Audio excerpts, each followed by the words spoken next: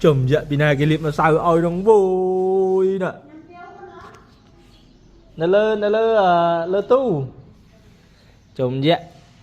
ơi một ngôi mới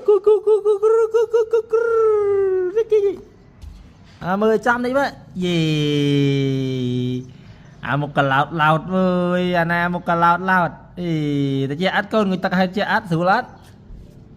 ta bé ơi chị đá ê chị đá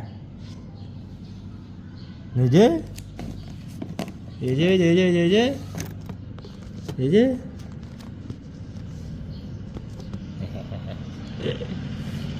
cái này thì một sinh ngột mấy vậy hả